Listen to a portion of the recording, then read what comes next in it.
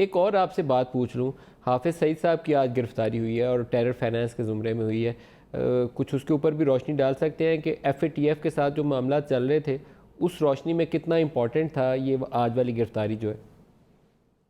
دیکھیے، مظاہر تو ایسا ہی لگتا ہے کہ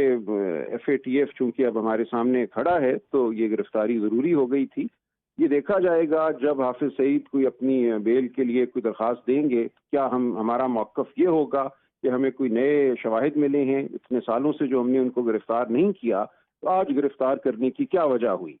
تو اگر تو ریاست یہ کہتی ہے، پروسیکیوشن یہ کہتی ہے کہ ہمیں نئے شواہد مل گئے جن کے بعد یہ ثابت ہوا کہ یہ مجرم ہیں یا ملزم، ان کو قرار دیا جانا چاہیے، اس لیے ہم نے ان کو گرفتار کیا ہے، تو وہ بات سامنے آ جائے گی۔